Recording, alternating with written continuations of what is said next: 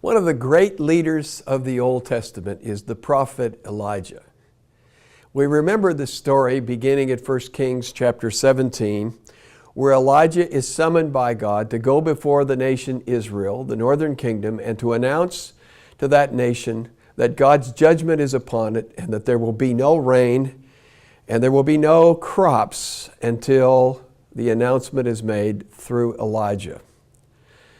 Elijah then is sent east of the Jordan River to the brook Cherith. You remember where he is fed by the ravens and so on from the scraps. And then when that little brook dries up, he is sent up north and west to a city in Sidon, which just happens to be Jezebel's home turf. And there he is directed to the home of a widow who is virtually at the point of starvation. And you remember, as she ministers to Elijah the prophet, she and her son survive because God never allows the oil or the grain to run out. Elijah, after a period of time, is sent by God to confront Ahab the king. And you remember in that confrontation that Elijah challenges the false prophets of Israel to a contest on Mount Carmel. The false prophets are challenged to have a sacrifice which they call upon their gods to ignite, and it doesn't happen. Elijah then builds the altar. He has it flooded with water multiple times, and then he prays to God, and God ignites it in such a way that everything is consumed, including the water. Elijah then announces to the king that he is to hurry home because the rains are about to come.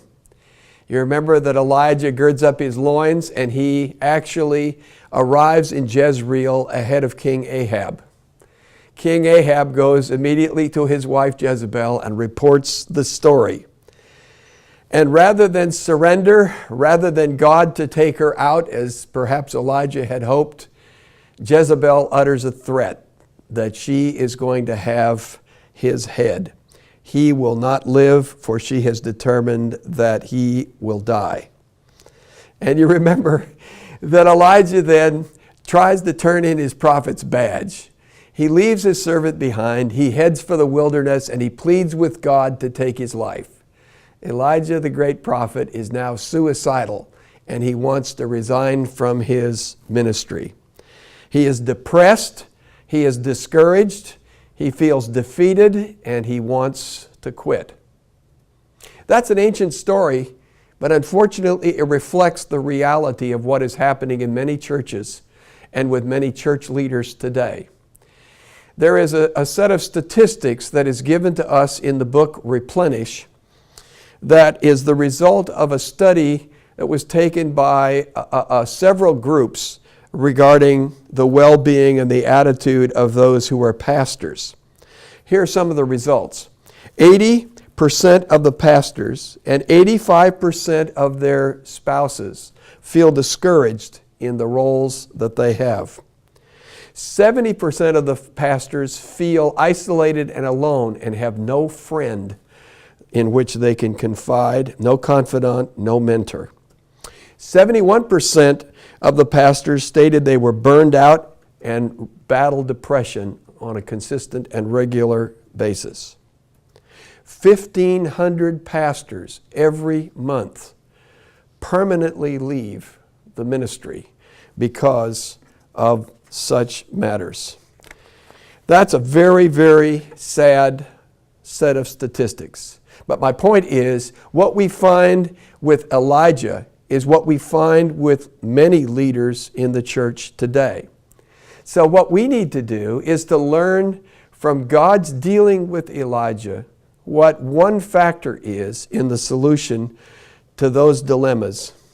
And it is the factor of shared leadership. I find it interesting to note what Elijah's description and evaluation of his ministry is. He says, in effect, I have failed. Not only have I failed, but Israel has failed, and there is no hope.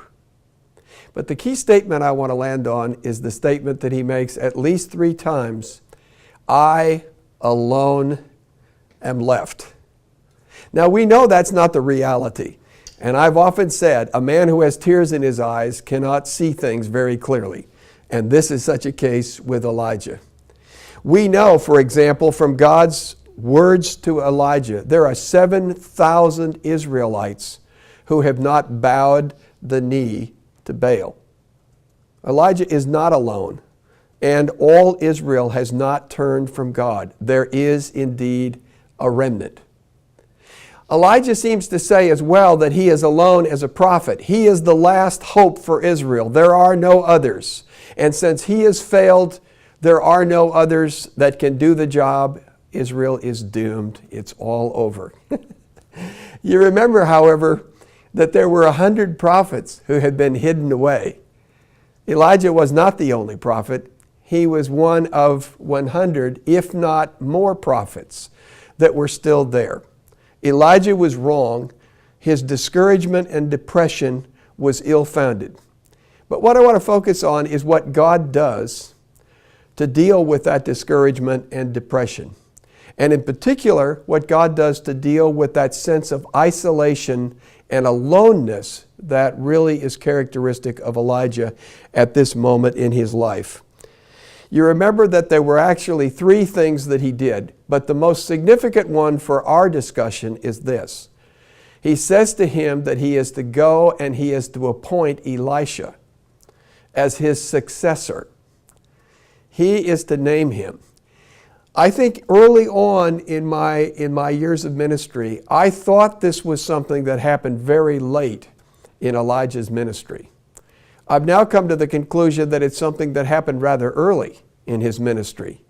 And Elisha was a man who teamed up with him and was with him for, it seems, a number of years before Elijah is taken up into heaven and Elisha carries on his task. But what I am talking about here is shared leadership. The New Testament does not talk about Lone Ranger leaders. It does not talk about one man at the top, other than our Lord Jesus, and a succession of authority figures who flow below. The New Testament talks about leadership in the sense of a group of men who share leadership together.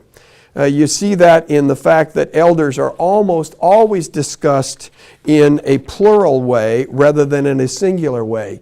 Even churches that must have been relatively small, like the church at Philippi, had elders, plural, and deacons. Leadership was that which was shared amongst a group of men, not the sole possession of any one person, except, of course, that of our Lord Jesus Christ. So our Lord meets this depressed prophet as the angel of the Lord. He feeds him, he sends him off, and he commissions him to have a man who is his co-laborer who will minister with him. And I think there's many benefits to that. And that's the way it is in the Old Testament and the New. Leadership, ideally, is shared leadership. Think about it. Moses is overwhelmed with leading this stiff-necked people, and surely they were that. What does God do? He appoints 70 men and empowers them to labor, as it were, to share the load of leadership that Moses alone had borne.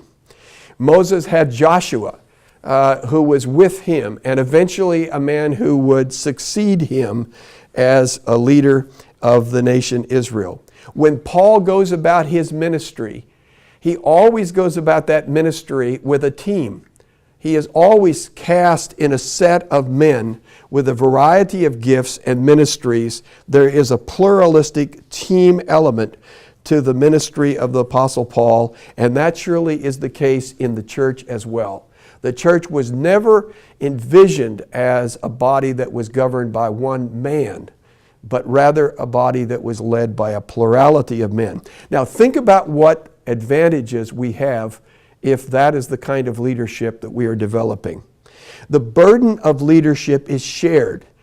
You should not have then the Lone Ranger syndrome of Elijah in the wilderness. And when you have a multiplicity of leaders, you have a multiplicity of gifts. So that now leadership makes decisions and takes action based upon a diversity of perspectives and gifts that gives far more wisdom to what is decided and what is done. You also find that when ministry and leadership take place in a plural form, that not only do the plurality of leaders minister more effectively to others, they also minister to one another. A plurality of leaders creates a group of men who care for one another, who watch out for one another, who serve one another. That's a huge benefit, I think, in the area of ministry. And there's another benefit. When new ministries emerge, or when new opportunities come along, or when God leads a leader in a church onto another ministry, there are others to take his place. And we see that in Acts chapter 13. There was a plurality of men in ministry in that church, and when Paul and Barnabas were set aside, the ministry went on. Plurality leadership is God's kind of leadership, and it has many, many benefits. Now, what I would like to suggest to you is some ways in which our church has sought to implement this principle. Number one, we have plurality of leadership in terms of the relationship between elders and deacons. Not only do we have a plurality of elders, but we have deacons who assist the elders in that ministry. So there is a mutuality of focus. There is a camaraderie that takes place in that plural context. There also are in our church small groups, which we happen to call ministry groups. Other churches may call them other names, but they're just small groups. We have leaders who meet the qualifications for deacons. Our ministry group leaders are deacon leaders.